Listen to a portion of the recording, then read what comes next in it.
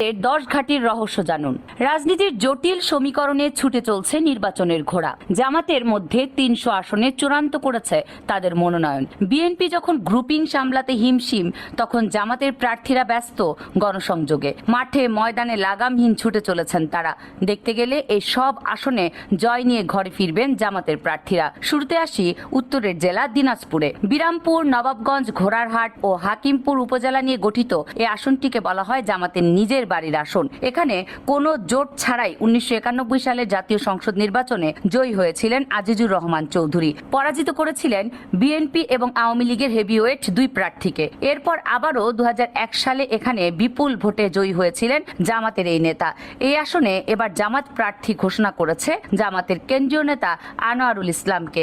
আনোয়ার ইসলাম এই অঞ্চলে ব্যাপক জনপ্রিয় নেতা। সাবেক এমপি আজিজুর রহমানের নিজস্ব ভোট ব্যাংক জামাতের শক্ত ঘাঁটি হওয়ায় দাঁড়িপাল্লায় এবার বিপুল ভোটে জয় ছিনিয়ে আনবে বলে মনে করেন। বিএনপি এখানে প্রার্থী দিতে পারে স্থায়ী কমিটির সদস্য ও খালেদা জিয়ার ব্যক্তিগত চিকিৎসক ডক্টর AZM জাহিদ হোসেনকে। যদিও এই নিয়ে ব্যাপক গ্রুপিং চলছে স্থানীয় বিএনপিতে। দিনাজপুরের পর উত্তরের আরেক জেলা বগুড়ার জামাতের প্রায় নিশ্চিত একটি আসন হলো বগুড়া 2। এই আসনে প্রতিটি উপজেলা ইউনিয়নে জামাতের জনপ্রতিনিধিরা এতটাই জনপ্রিয় যে সেখানে বিএনপির কেউ পাত্তাই পান না। 1991 সালে 5ম জাতীয় সংসদ নির্বাচনে বগুড়া 2 আসন থেকে দাঁড়িপাল্লার সংসদ সদস্য নির্বাচিত হয়েছিলেন মাওলানা শাহাদুজ্জামান।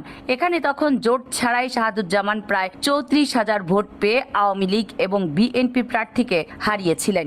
দিনাজপুর 6-এর এমপি আজিজুর রহমান মারা গেলেও শাহাদাত এখনো বেঁচে আছেন। এবারে ইলেকশনও দাঁড়িপাল্লায় মার্কায় লড়বেন তিনি। বোঝাই যাচ্ছে বিএনপি এখানে ধরাশায়ী, আর জামাতের জয়টা অনেকটা সময়ের ব্যাপার মাত্র। জামাতের ধরাবাঁধা আসন বলা হয় চাঁপাইনবাবগঞ্জ 3কে। দাঁড়িপাল্লা মার্কা এই আসনে 1986 সালে ইলেকশনে প্রথম জিতেছিলেন জামাতের লতিফুর রহমান। এরপর 1991 সালেও বিশাল ব্যবধানে 58,000 ভোট পেয়ে বিএনপি সুলতানুল ইসলাম মনি এবং আওয়ামী লীগের মেজবাহুল হককে হারিয়েছিলেন লতিফুর রহমান। লতিফুর রহমানের উত্তরসূরি হিসেবে এখানে এবার লড়াইয়ে আছেন জামাতে ইসলামীর কেন্দ্রীয় নির্বাহী পরিষদের সদস্য এবং ঢাকা মহানগর দক্ষিণের আমির নুরুল ইসলাম বুলবুল। বিএনপি অবশ্য মরিয়া, এখানে তারা প্রার্থী করছে হারুনুর রশিদকে। হারুন একসময় বেশ জনপ্রিয় হলেও এবার সেখানে তারই মাঝে ধস নেমেছে। অন্যদিকে মাঠ কাঁপাচ্ছেন জামাতের বুলবুল। উত্তরে জামাতের অন্যতম শক্ত অবস্থান নওগাঁ 4-এ। বান্দা উপজেলা নিয়ে গঠিত এ আসনে প্রায় প্রতিটি ইউনিয়ন চেয়ারম্যান জামাতের। এমনকি এখানে টানা কয়েকবার উপজেলা চেয়ারম্যানও ছিলেন জামাতের অধ্যাপক আব্দুর রশিদ। এখানে জামাতের সবচেয়ে জনপ্রিয় নেতা ছিলেন মাওলানা নাসির উদ্দিন। 1991 সালের ভোটে তিনি 59,000 ভোট পেয়ে আওয়ামী লীগের মোহাম্মদ ইমাজ উদ্দিন প্রামাণিক এবং বিএনপির আফাজ উদ্দিন মন্ডলকে হারিয়েছিলেন। পরে অবশ্য জোটের কারণে বিএনপিকে আসন ছেড়ে দেয় জামাত। এবার জোট না থাকায় জামাত এই আসন ছাড়তে মরিয়া। এখানে তারা প্রার্থী করছে জেলা জামায়াতের আমির খন্দকার মোহাম্মদ আব্দুর রাকিবকে। আব্দুর রাকিব ইতিমধ্যেই জয়ের দ্বারপ্রান্তে বলা চলে। সাধারণ মানুষ তাকে ভোট দেওয়ার জন্য মুখিয়ে আছেন। এই আসনে বিএনপি থেকে 2 জন মনোনয়ন প্রত্যাশী রয়েছেন। তাদের একজন মান্দা উপজেলার বিএনপির সাবেক সাধারণ সম্পাদক ডক্টর ইকরামুল বাড়ি টিপু এবং দলের কেন্দ্রীয় নির্বাহী কমিটির সদস্য ও উপজেলা বিএনপি সভাপতি MM মতিন। তবে এই দুজনের ভেতর দ্বন্দ্ব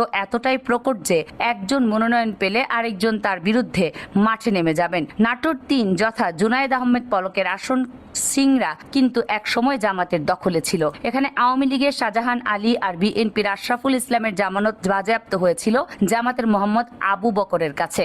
জামাতের বক্করের 38,000 ভোটের বিপরীতে বিএনপির আশরাফ পেয়েছিলেন মাত্র 10,000 ভোট। বিএনপি কি এসব ভুলে গেছেন? বিএনপি প্রার্থী এখানে কাজী গোলাম মোর্শেদ।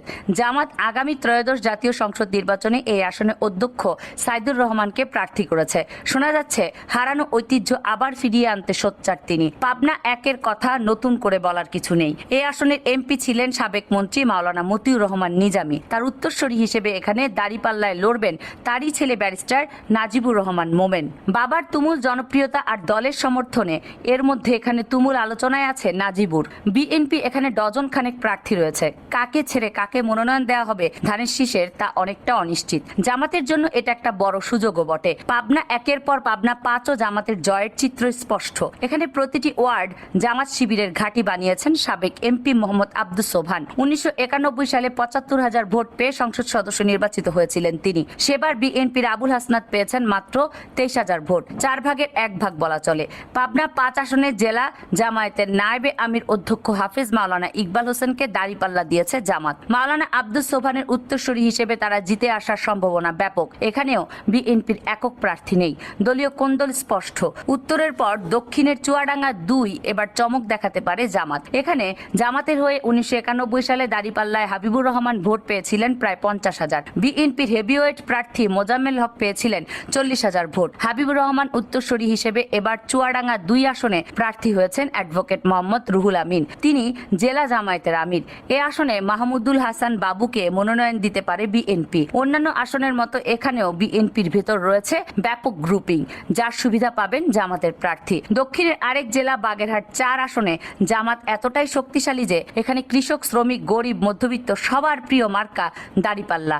এখানে ব্যক্তি নয়, বরং মার্কা দেখে ভোট দেন ভোটাররা। এ আসনে 1991 এবং 2001 সালের ভোটে বিএনপি আওয়ামী লীগকে হারিয়ে দুইবার এমপি হয়েছেন জামাতের তুমুল জনপ্রিয় প্রার্থী আব্দুস সাত্তার আকন।